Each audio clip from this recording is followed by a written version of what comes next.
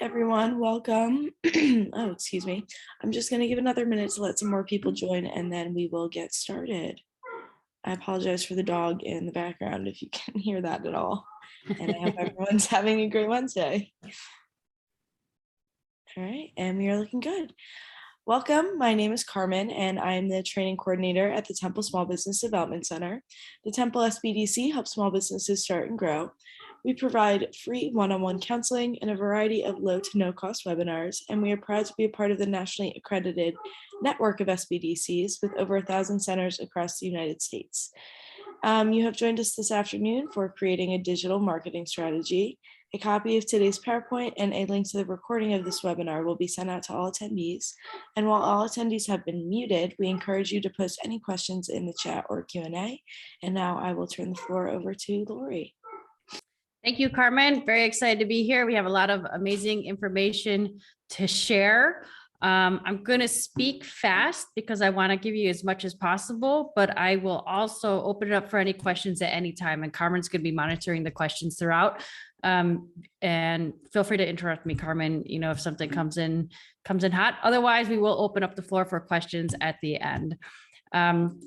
So a little bit about what we're going to tackle today, just brief background on who I am. I'm going to talk about a digital marketing strategy from a couple of different perspectives, why it's important, but really how best for you to move forward and implement and make it happen for you. And then we're going to look at building your strategy and again, opening up for questions. So my background and a little bit about me. I am the CEO and founder of Keystone Click. We are a strategic digital marketing agency helping our clients build brand awareness and generate leads online. We do that by first conducting research and collecting insights that allow us to build a strategy that's focused on helping our clients achieve their goal. And then ultimately we support the full implementation of that strategy, including website design, digital marketing, marketing automation, any sort of media production. Speaking of media production, I also host a podcast called Social Capital, and you'll see that a little bit as far as some examples that take place within the presentation today. I've recorded over 350 episodes interviewing professionals globally on the topic of networking and how it's helped them build their business. I've been an adjunct professor at the local University of Wisconsin, Milwaukee, teaching B2B sales and marketing and principles of marketing. And I've served on a number of boards and committees, and including the Better Business Bureau serving Wisconsin for, I want to say 8 or 9 years now. Someone that is in the digital space, I absolutely 100% have to say this. If you find something of interest or value or some aha moment, take a screenshot, take a picture of it, post it on social media, share what you learned, and feel free to tag me or Keystone Click in that. So let's dive in. What exactly is a digital marketing strategy? I really like this definition from HubSpot. So I'm going to break this down in a couple different segments. First and foremost, it's all about helping you to achieve your company goal. And we're going to talk about that and why it's so important to focus on the goal when it comes to developing your strategy. Then we're going to take a look at the online marketing channels. So this is really important to get clear on what are the channels that you're going to be implementing your strategy on.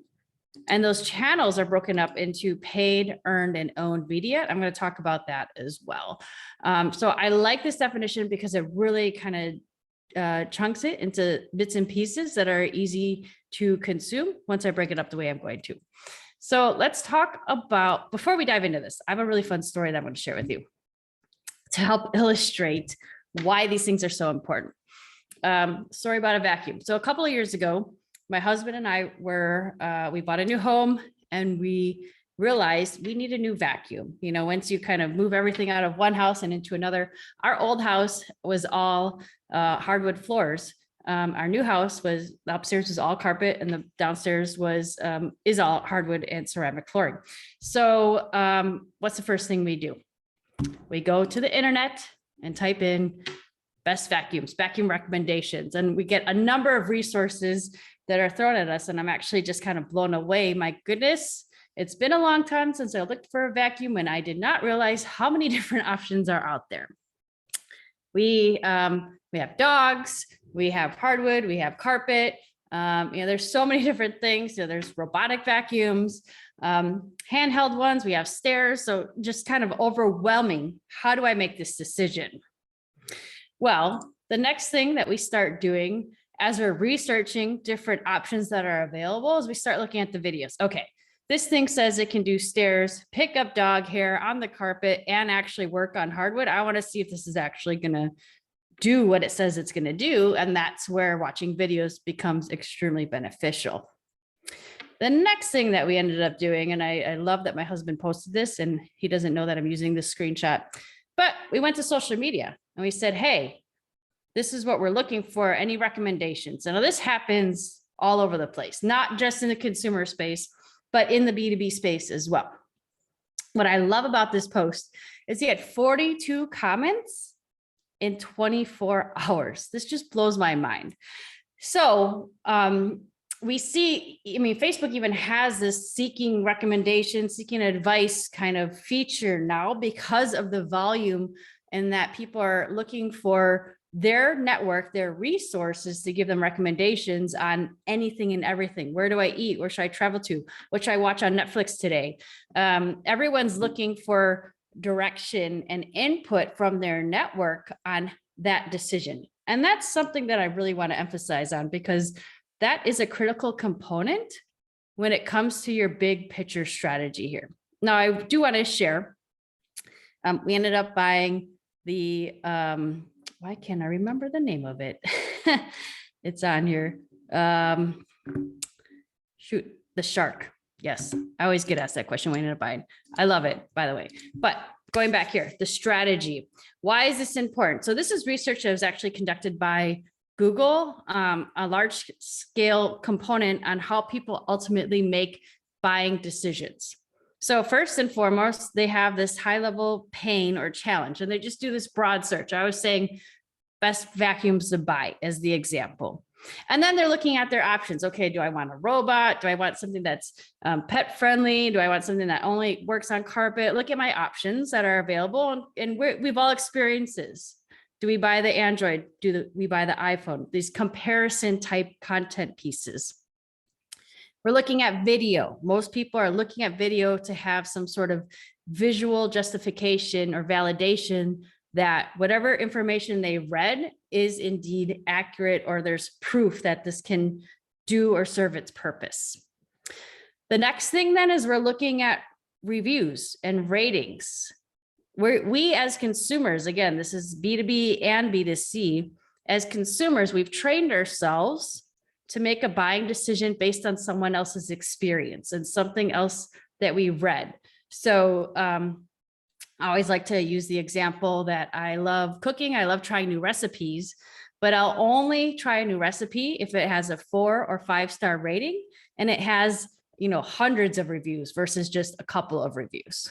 And I like to read the reviews as well. And this is an experience that all of us are accustomed to. And it, again, takes place in the B2B side of things as well. The last component then is we're getting input from our network, our people, our trusted advisors. We're seeking those that we are connected with and saying, do you have a recommendation for? So the reason this is important when you're thinking about developing your digital strategy is you want to make sure that you're showing up at every single stage of this process. Every single stage is important because it's pushing through the entire customer journey. So you have to think strategically, how do I make sure I show up at that broad level when someone has that initial pain? Hey, I'm looking for a new vacuum in my example. Or what are the options? Do I want to buy the Shark or the Dyson? Watching videos, reading the reviews. And I want to make sure that my network, you want to make sure that people that that are getting influenced by their network are recommending you as a solution. And that's before any engagement is taking place. Someone buys, someone fills out your contact form, whatever it is. Lori, sorry to interrupt really quickly. We have a question in the Q&A. Sure. Sarah is asking, what is an example of an earned marketing channel? Sure. An earned marketing channel would be like you're getting interviewed on someone else's podcast. So I'm going to talk a little bit about that in a moment, probably a couple slides down yet, but that's a great example. Getting interviewed on somebody else or getting exposure in like a write-up in an article, a newspaper, or something along those lines. Thank you. So research is important. I like this definition from Wikipedia, specifically around the creative and systematic work undertaken to increase the stock of knowledge, including knowledge of humans, culture, and society, that ultimately allows you to devise new applications or make intelligent decisions. Let's go back to the definition of digital marketing, where the first thing was all about achieving your goals. So with any strategy that you're going to take, you have to get really clear on what is it that I'm trying to achieve. I want to increase revenue. I want more customers. I want to increase my average sale. I want more people to sign up for my newsletter. Whatever it is, you have to get very clear on that. So we're big fans of SMART goals here: specific, measurable, attainable, realistic, and time bound. You need to know at the end of the day where you're going before you even start on the path to getting there. And I always like to think about using a GPS device. So you type in the address, the destination that you're trying to get to, and the route is created for you. But in order for that route to be created, it has to know where you are today as well. So that's the next part of building out your plan, is knowing your current state. And look at that. I'm using a nice image that illustrates that GPS device again. So when you're looking at your current state, there's a couple things you want to think about. You want to look at their website, the analytics that you have. And if you don't have any data, then that's okay. At least you know these are the metrics that I want to start measuring. You want to look at what is the message that you're putting out there right now? Where are you distributing that message? You want to look at the type of how much traffic is coming to your website. Do you have an email list? The size of that, just any type of activity that you're doing, you want to have a benchmark for where you are today, so that when you say, this is where I want to achieve, this is where I want to get, you know what you're measuring and how to get there, but you also know the path it's going to take you to get to that destination. The next item you want to look at when you're building your strategy, and this is more on the research side of things, is understanding your competition.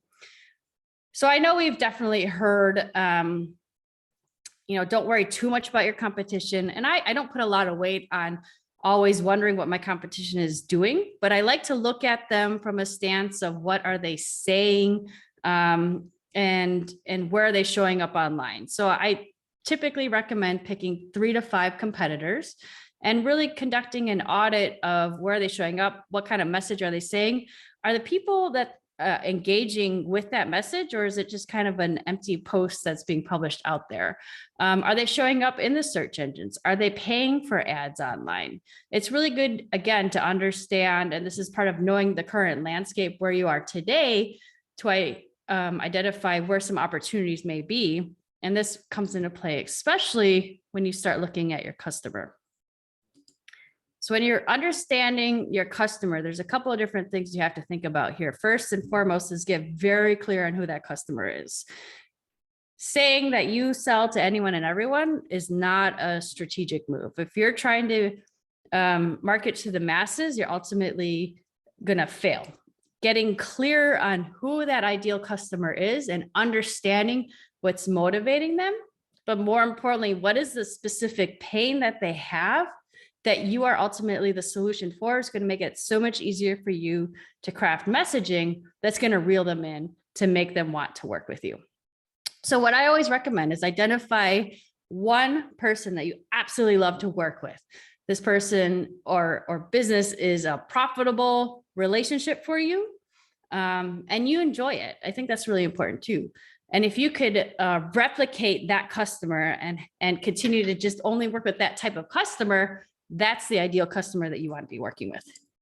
So I'm going to run through a couple of questions here. I'm just going to throw them all up on the screen so that you can easily just take a screenshot here, and we'll talk through them. But these are types of questions that you have to think about, not to the big picture, all of this type of people, but that one person, and even put a name to that person. Let's say this person's name is Tony, and that's the name that we use in our example, and asking yourself these specific questions about this specific ideal customer or perfect customer that you have. And once you can get clear on how they're answering these questions, again, it's going to be easier for you to craft content and messaging that's going to resonate and connect with them. Another tactic, once you know who that ideal person is, again, I'm using Tony in our example, is to get a third party to actually interview that person. So that's one of the things that we actually do with our clients when we work through this exercise with them, is we have them identify who is that person that you're working with right now, within what organization, what is their role, what is their title. We ask them all these questions, really think deep about them. And then we ask if we can actually interview that person, because if they have a really positive working relationship with them, more times than not, that customer is going to be open to being interviewed, to be a nice advocate and support system for you as your business. So asking them those types of questions to get their direct perspective on the assumptions that you made is going to be extremely beneficial. But then we want to go a little bit deeper and asking some of these questions. How did they find you? What podcasts are they listening to? What social media channels are they engaged on? The better that we can understand kind of who's influencing their daily activities and habits and buying decisions, again, the better that we can create a plan that's ultimately going to help you attract more of that type of person to be working with your organization. So once you collect all that data, I always like to call this our placemat. It's really good to just map out in a nice, clean visual way, so that when you're crafting any sort of content, you have this right in front of you, and you're not writing a social media post or a blog post or an email to the world. You're writing it to Tony, your Tony, that ideal customer. So you think of that person, you're writing all content for that specific individual that's going to resonate with that person, that's ultimately going to attract more Tonys of the world. The last thing I want to share about your customers, if you have an established brand, website, your established entity, put yourself in your customer's shoes. And this is something that I think more businesses need to be practicing on a quarterly basis. Fill out your website contact forms. Call the office. Sign up for a webinar, whatever it is. Any type of experience that you're pushing out and encouraging people to take action on, you should be practicing taking the action, and then ask yourself, are you getting the experience that you were expecting? Now, we just did this and we found that our website contact form was actually broken. Isn't that ironic? A company that builds websites and their contact form is broken. But we wouldn't have known that if we weren't practicing this and going through and double checking that this is the experience that we are expecting from our clients. Lori, we have another question in the Q&A. Sure.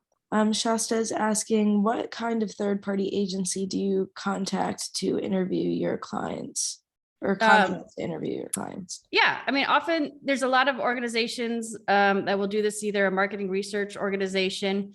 If you have a marketing firm that you're working with, that should be something that they offer, especially if they focus on the research. But this would be something like our agency does that. That's part of our process. So most marketing agencies should do some sort of customer research or survey on your behalf. Good question. All right, moving on. So one of the last things that is really important, and this is more on the technical side of things, but is looking at keyword research. So I often get asked, is SEO dead? And the answer, absolutely, without a doubt, is no. If you have to think about your own search experience, and you'd be blown away if you just for one day documented every single time you Googled something and the randomness of what is actually being thrown into that search query. So everyone is searching on everything from the broadest topics to super, super specific. I need to answer this question. So what you want to think about is, what are the pains that you are ultimately solving for your customer? Minimize the focus on your own branded words. Don't worry about, the name of your company and making sure that you show up for that. Best practices in building a website, you should automatically show up when someone searches for your company online. Think about the people that don't know that you exist, but you have the solution to the problem that they have, and make sure that you're creating that value add content that kind of goes along with that customer journey that we talked about earlier, the high level challenge that you're experiencing, making sure that you're helping them understand the different options that are available to them, creating videos, making sure you're capturing positive reviews and encouraging and identifying influencers to be advocates for you when someone's asking within their network to help solve that problem. There's another question. Yes. Raj is asking, what is the typical cost to engage e-marketing firm that will do these functions? That is, the answer is it depends. There's a lot of variables involved, and every single agency is going to have a different pricing model and structure dependent on their specific deliverables and expertise. And I don't have a direct answer for you. I can tell you what our rates are, but I would prefer to do that offline. And it also, I'll say it depends on how aggressive you want to be in tackling the initiatives to achieve your goals. So we can have a roadmap that says this is where we want to be in 3 years, or this is where we want to be in 6 months. And that 6-month roadmap is going to be a lot more aggressive and require a greater investment in order to achieve the goals in that specific time frame. I know I don't like the it depends answer, but that's the reality of it. When we're looking at keywords, one of the things, there's 2 specific components that I like to share from a keyword standpoint. And this is for a manufacturing client that we work with. You want to look at the keyword difficulty, and there's a couple factors that come into play. So when you type a phrase into Google, one of the things that shows up is how many results. So you might see, let's say we typed in, carbide cutting tools as the example, and Google's gonna say, over 9 million pages found. That would be extremely difficult. If it comes under 2 million, that would be an easier word to actually get ranked for. So you want to look at how competitive is that phrase in Google. And then you also want to look from a local search versus a national or global search on the frequency that phrase is being searched for. So the frequency or the volume that someone's searching for something, and how competitive it is to actually get found or positioned in Google are kind of the 2 main focus points. But once you understand the primary keywords to be focusing on, that's what's going to give you fuel for the type of content to create. And I'll talk about that in a little bit here too. So there's another question. I just see the question bubble. I don't see what the question is. Yes. Are there free resources to use to find the frequency of keyword use? Yeah, so there's a number of tools that are out there. We use SEMrush for a lot of our technical research, semrush.com. We're on a paid subscription. I don't necessarily know what they give you for free. If you look at doing any sort of Google paid advertising, you can actually get that data, what happens on an organic search volume, without actually paying for it. But you have to set up an account within Google Ads to collect that information. Thank you. And another question, would Lori mind repeating her company name and contact info? I missed the introduction. Sure. My company is Keystone Click. We're a strategic digital marketing agency.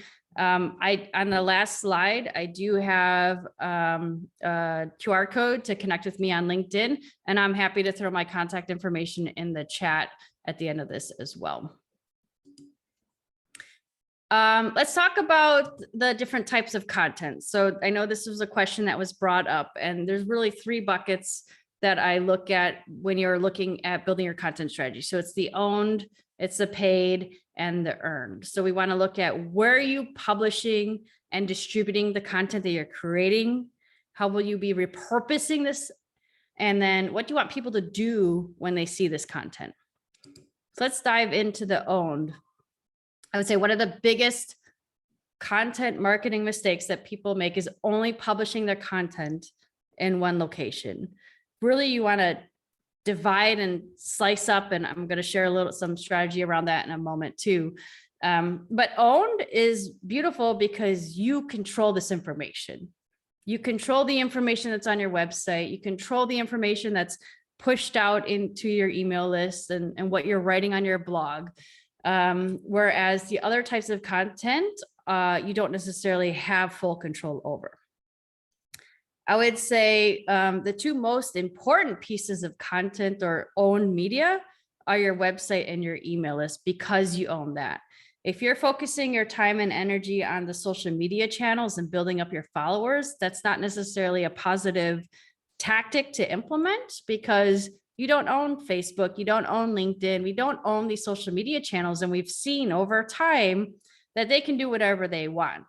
Facebook pages were really popular a few years ago, and you would post something, you have 10,000 followers, and a good chunk of your followers would actually see that.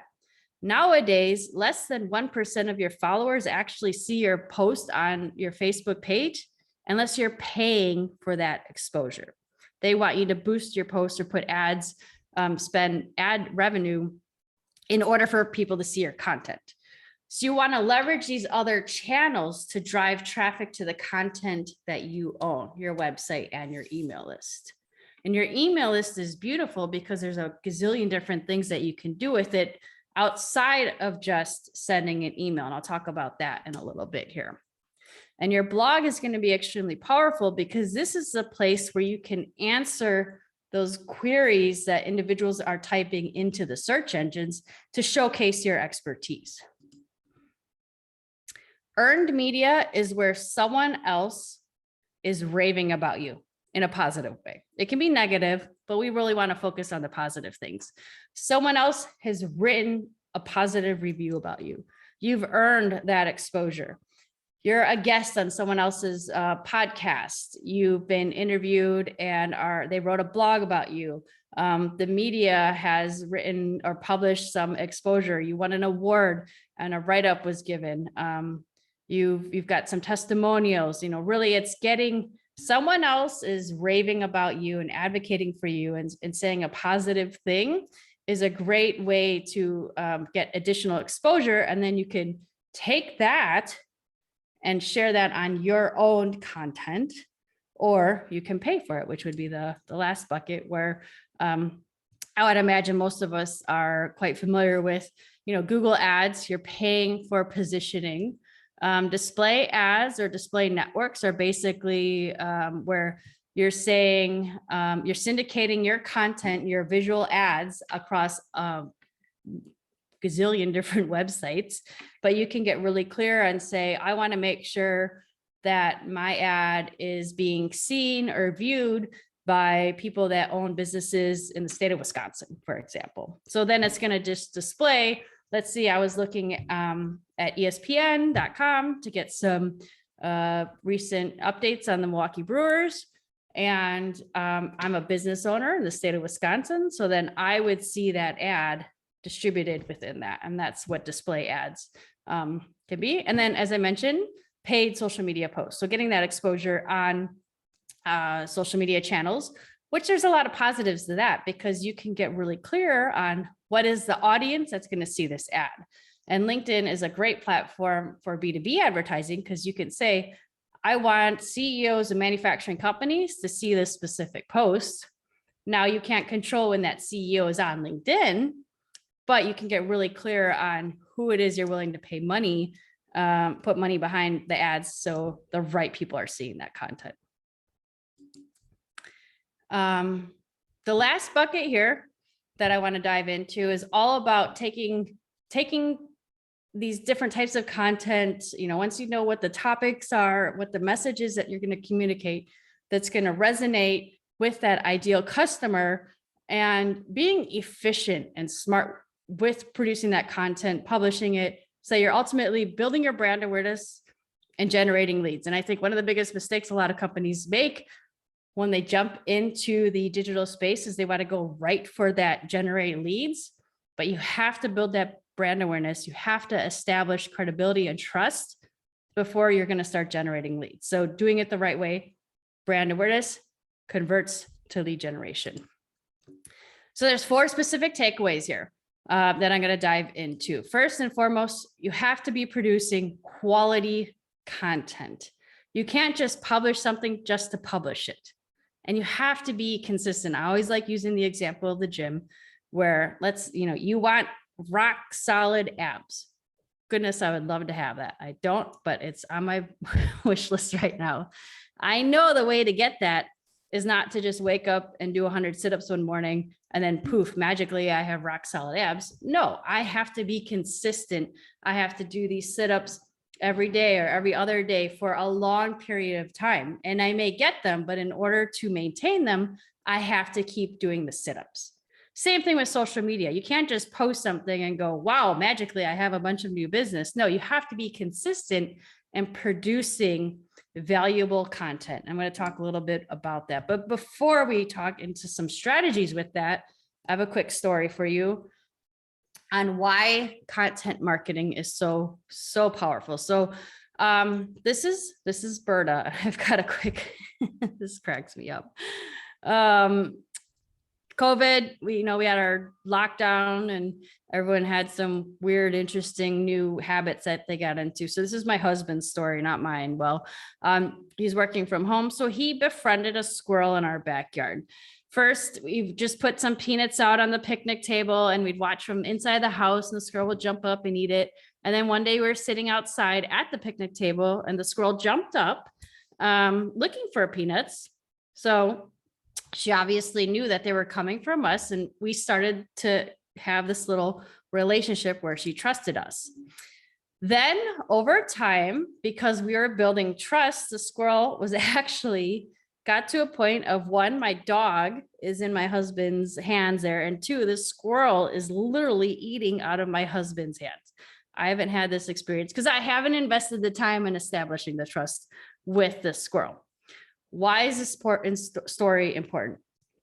Because this is the same experience it takes in the digital space to build that type of trust with that ideal customer that you want to be working with so that they're ultimately eating out of your hand one day.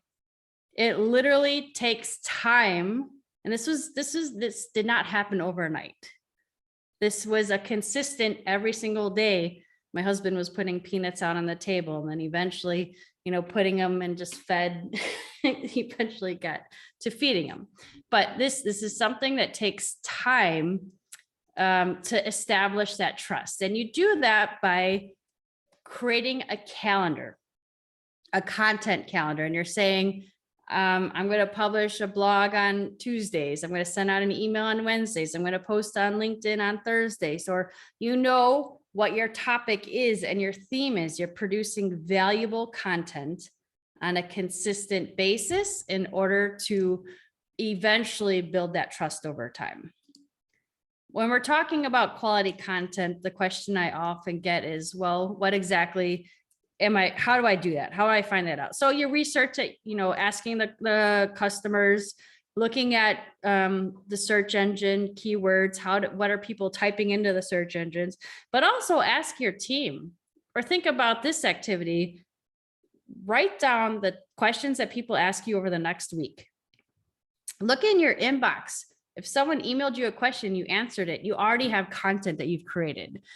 So understanding the questions that people are asking you are likely going to be very similar to the questions that people are typing into Google. And that is a valuable content that you can publish out there. In addition, these 2 websites, answerthepublic.com and Quora.com, are great resources to get some input on what types of questions people are asking. Answerthepublic.com, you just type in a phrase and it tells you all of the different queries that were typed into Google related to that phrase. There's no numbers associated with the volume of the search, but it gives you some direction as to the types of questions people are asking. And Quora.com is basically a question and answer platform on basically any topic you could think of.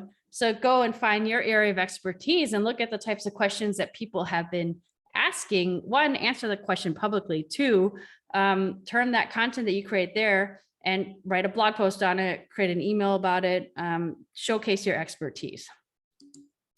Another approach to creating content I like to call is the hub and spoke platform or philosophy. So basically you identify your hub piece of content, and then you create shoots or spokes of supporting content instead of constantly trying to reinvent the wheel. Pun intended there.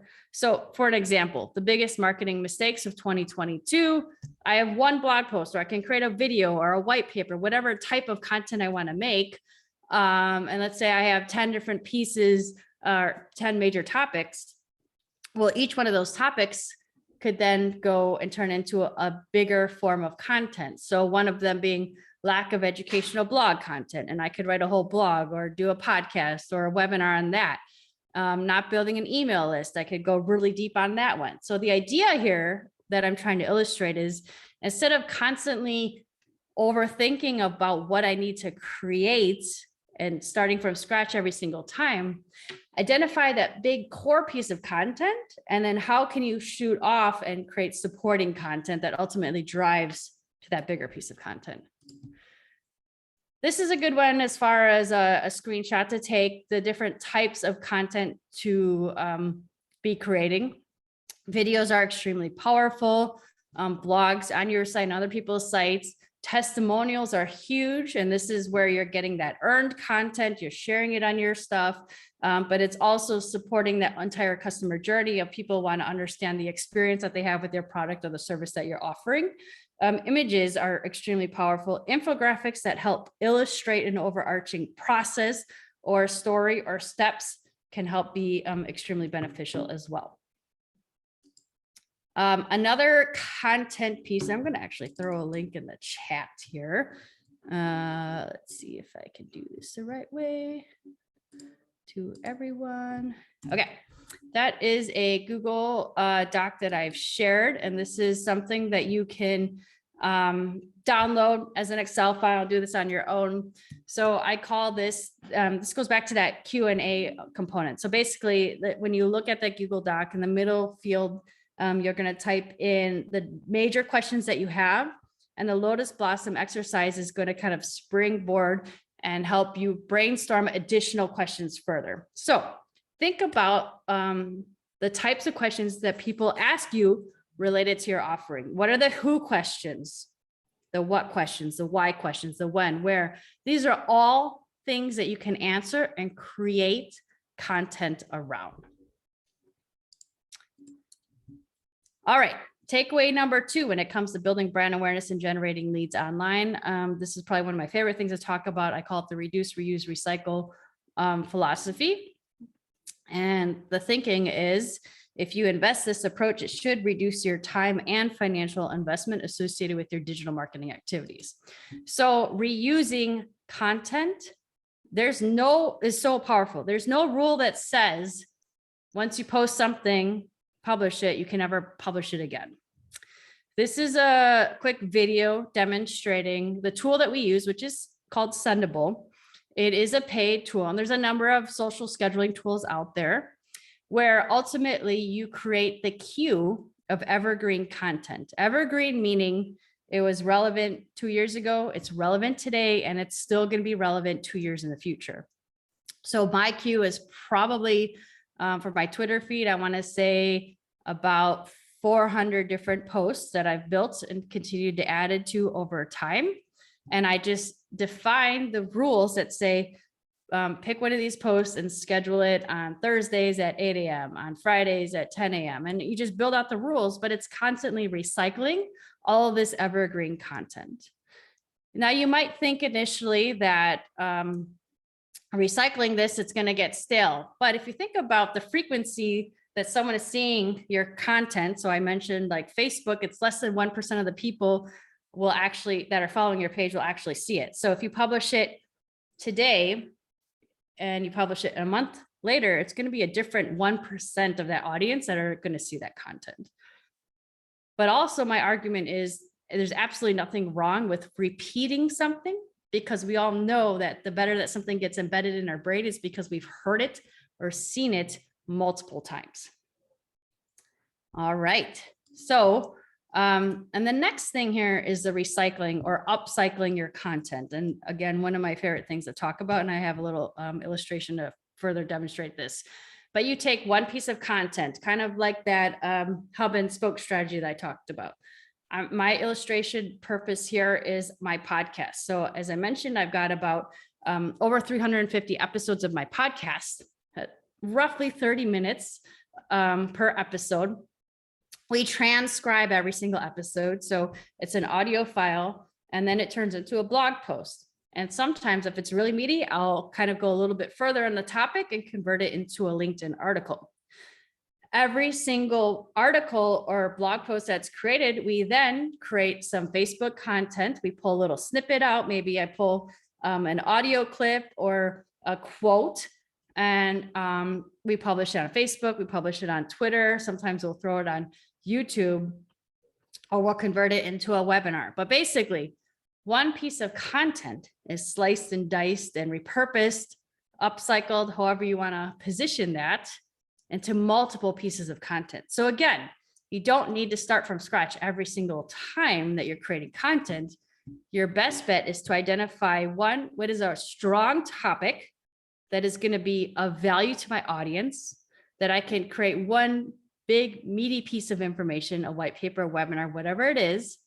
And then how can I slice and dice it in order to push a lot of content out that I can reuse over and over again. So for this example, I've got our webinar, one of our webinars that we do, Marketing Automation Fundamentals. I then recorded a podcast using the same deck that we presented. I published that podcast on my LinkedIn, and then I wrote a blog post with the transcription of that podcast. And then we sent an email out to our audience. So this one webinar turned into 4 additional types of content that were blasted across many different channels. Takeaway number 3 is to build and nurture with purpose. I'm going to start moving fast here because I see we're approaching time, and I want to make sure I can answer any questions. When you're thinking about the sales funnel, the customer journey, there's a couple of different ways to look at this. Our philosophy is there's awareness, consideration, action are kind of filling the funnel, and then post experience, which is very important as well, is the experience that you've provided, and then them becoming an advocate or creating those testimonials, referral, whatnot. I want to talk real quickly about the top of funnel, which is leveraging all of these different types of media, that owned, earned, and paid media, to create that awareness. And I have this little screenshot from Field of Dreams, because that statement, if you build it, they will come, only works in the movies. It's at the end of the day, if you build a business, they're not going to magically come unless they are aware that you exist. So brand awareness is all about getting that right message that's going to connect and resonate with that ideal customer that you're trying to connect with, making sure that they're seeing it at the right time. And that reinforces the consistency of pushing your message out there. Now we're building that audience, and then now you want to nurture that. And that's at the MOFO, which is the middle of the funnel. And that's where your email list is so important. So you're not trying to necessarily build that social audience. It's important to do that, but that shouldn't be your primary goal. Your primary goal is to get them to your website, to collect their contact information, so then you can get in their inbox. Or the other thing that you can do with your email list is upload it to the social media channels and create what's referred to as a lookalike audience. So let's say I have an email list of 5,000 names. And if I upload that to Facebook, Facebook is going to see all the email addresses. More likely than not, they're on Facebook, and they have demographic information. They're going to say, what are the characteristics or the common demographics of this email list specifically? And again, I'll just use the example. Oh, well, the majority of the people on this list are business owners in the state of Wisconsin, using that as an example. So let's identify other business owners in the state of Wisconsin, or a look-alike audience, and put our ad and messaging in front of that. So it's a really easy way to identify and get in front of additional individuals. So that is one of the beefy, powerful reasons why you need to build your email list. And then with purpose, this kind of goes and reinforces that customer journey and understanding all of the different stages of someone making a decision. And you have to ask yourself, if you're publishing content, if you're writing a post on LinkedIn, you're sending out an email, what is the purpose behind this post? What is the action that you want people to take? How is this adding value to your audience? And how is it ultimately going to add value to you? You do not want to post stuff just to post it. You want to make sure you're adding value with every piece of content that you're producing. The last stage here, I call it the four-legged strategy. So big picture strategy focused heavily on adding value to the audience. You want to look at breaking it up into 4 chunks when you're building your strategy. That first phase is the macro, and that's your brand awareness. That's where you're saying, hey world, this is what I do and who I do it for. The micro is getting clear on that target audience and saying, hey world, by the way, I do really amazing work for industrial manufacturers. And the next stage, and then you're going to tweak your content specifically to speak to that audience. So again, it pulls them then. The nano stage is, these are the specific companies I want to be working with. I'm going to take the content that I'm creating and repurpose it even further, but get really specific and actually address it to those individuals and be strategic in how I'm going to get in front of that. And the last bucket that I think a lot of people forget about is really paying attention to how are they adding value to their clients. Now that you've won the relationship and they're working with you, you have to remember your competition is out there trying to win them away from you. So you want to make sure you're giving love to your clients, you're retaining them. So when you're producing content, yes, give the bulk of that content to the world, but save some content for client love, to give them that VIP experience so that there's a reason for them to continue to do business with you. Okay, I plowed through that. In summary, we tackled what is a digital marketing strategy, how to build your strategy from an owned, earned, and paid perspective, and then some 4 major takeaways to help you really build brand awareness and generate leads. Best way to connect with me, I'd say, is there's my QR code. Take a snap of it right now. You can connect with me on LinkedIn. Otherwise, as I said, I'm just going to throw my contact details in my chat right now. I'll put my email address in there. But I'm opening it up for questions. And the other thing is we have a webinar series right now on search engine optimization. So I think there was some questions on that. If you have any questions, keystoneclick.com/webinars.